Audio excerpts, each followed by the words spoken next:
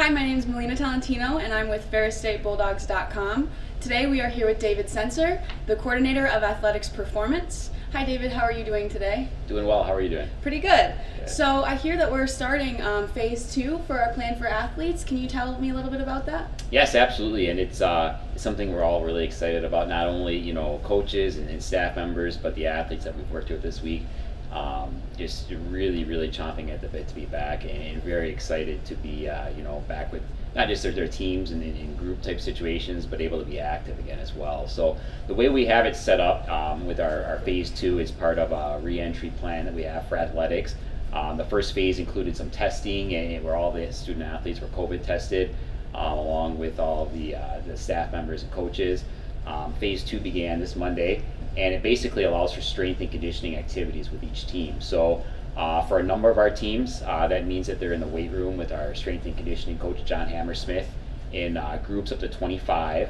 And we actually moved our old weight room, essentially took all the equipment, purchased some additional things, and moved it up to our multi-purpose gym, which is a much larger area. So that allows us to get those 25 athletes in there. All the stations are set up so that everything is 6 feet apart. Athletes are warming up, working out, doing everything, conditioning, everything with masks on.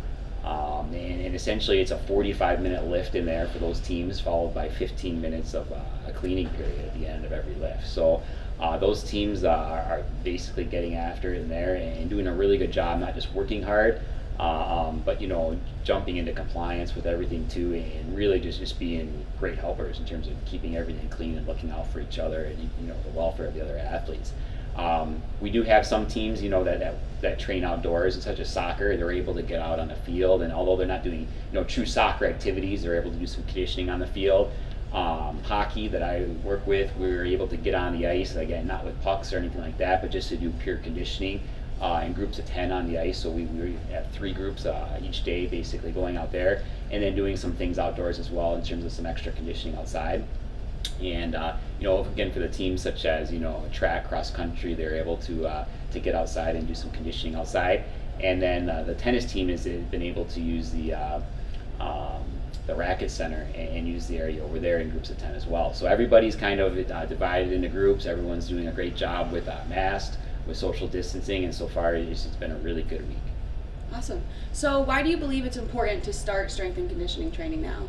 Well, there's a lot of different reasons, and that's really a great question. I think first off, it kind of is the foundation towards any sort of athletic success you're going to have. You have to have that strength base, that conditioning base to really safely take part in your activity. Another reason is just in terms of the limitations that we all dealt with this past summer and all throughout the spring. Really, gyms were shut down, and we dealt with I would say close to half the athletes that we have coming back, with gyms downstate in that area being closed up until last week. They didn't, when they arrived on campus, they hadn't had a chance to touch a weight since they left, maybe like in February or early March. So we had a number of athletes who just, were so far behind where they would normally be. And it's no one's fault. It's just, they need that time in the gym right away to start building that strength back, building that conditioning base. So, when it comes time to do things on the field or the court or the ice, they can do that safely and effectively. And the other thing I think is so important about it is, their mental well-being and the mental welfare part of it too. Athletes are active people, and you kind of get really used to the training and being around your teammates and pushing yourself day in, day out. And for a lot of the athletes, it's a mental thing that it's a big thing for their well-being to be able to get out, get the heart rate up, be active, lift weights, train, condition, and see those familiar faces of their coaches and the staff and their teammates every day. Yeah. So how many people would you say are involved in making all of this happen? There's quite a bit. It's so John Hammersmith, our strength and conditioning coach, he carries the bulk of the load, so he deserves the bulk of the credit for sure. He's in the multi-purpose gym for over 12 hours a day right now, getting each group through, limited to 25 people, so he's really working hard. So certainly he deserves the bulk of the credit for this first phase. He's doing an excellent job. The coaches are all in charge of organizing their own sport and working with John and myself in terms of the times that they're available, the scheduling part of it. The facilities crew that we have, Tim Blashill and Nick Owens, are doing an awesome job keeping the facilities up and keeping things scheduled. And then certainly the sports medicine staff has a huge task on their hands.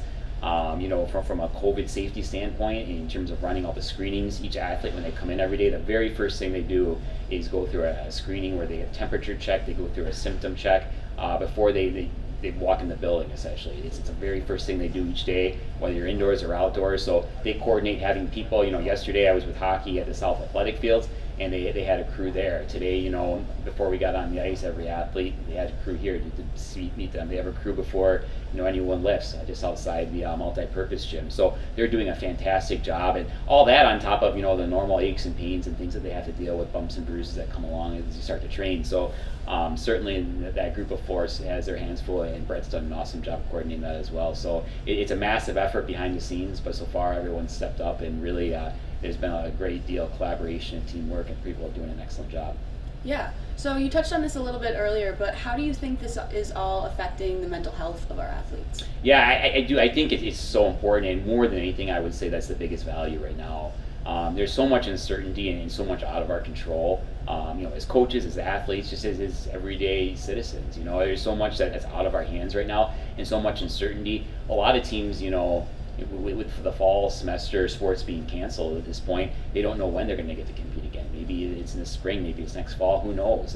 And with all that uncertainty, to have the ability to kind of get back in that routine and back around your teammates and back training and kind of release those great endorphins that you get from a great workout, I think it's incredibly valuable. And certainly for those athletes too that may potentially still have a chance to play this year, maybe they're in a spring sport or a winter sport. There's a lot of long hours spent probably worrying about, hey, am I going to be ready, or is this going to happen or not? And just, even giving them the opportunity to start training, I think goes a great way, in terms of their mental well-being. But overall, I just think that regardless of whether we were playing this year or not across the board, and even if we had no idea when athletics would return, which in a lot of ways we don't right now, I just think that it provides such a mental boost to these athletes, both the routine of it, and then the camaraderie of it, but certainly the physical activity of it. They're all active people, and keeping them active is very important. Okay. Well, thank you, Dave. For more information, you can visit ferrisstatebulldogs.com and make sure to follow us on social media at Ferris State Athletics.